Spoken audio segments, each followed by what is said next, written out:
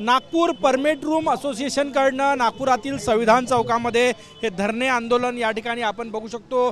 10% watt जो लावला तो वॅट कमी करावा या मागणीसाठी आपण बघू शकतो या ठिकाणी नागपूर जिल्हा परमिट रूम असोसिएशनचे आंदोलन या ठिकाणी राजीव जयस्वाल यांच्या नेतृत्वात हे आंदोलन जे आहे ते या ठिकाणी होत आहे। रवी काय मागणी आहे तुमची?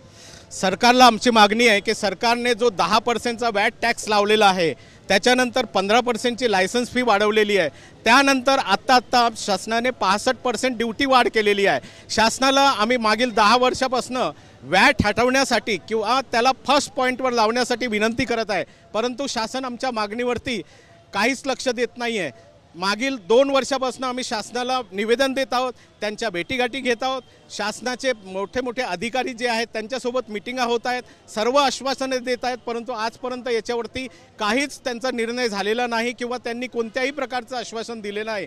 म्हणून आज नागपूरसोबत पूर्ण महाराष्ट्राचे 21,000 परमिट रूम रोडवरती आहेत, संपावरती आहेत, सर्व बंद आहेत। महाराष्ट्रात एकही परमिट रूम चालू नाही आहेत आणि परमिट रूम सोबत वाईन शॉपने सुद्धा संध्याकाळपर्यंत बंद पुकारलेला आहे, त्यांनी सपोर्ट दिलेला आहे।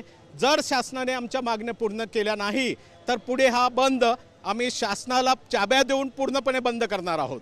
आपण बघू शकतो नागपुरातील संविधान चौकामध्ये टॅक्स हटवा, परमिट रूम वाचवा असे नारे देत ह्या धरणे आंदोलन जे आहे ते या ठिकाणी सुरू आहे आणि संपूर्ण महाराष्ट्रभर आज या टॅक्सच्या विरोधात परमिट रूम बंद असल्याचं या ठिकाणी सांगण्यात आलं आहे। कॅमेरामॅन सचिन सयामसह गजानन माटे, TVN मराठी, नागपूर।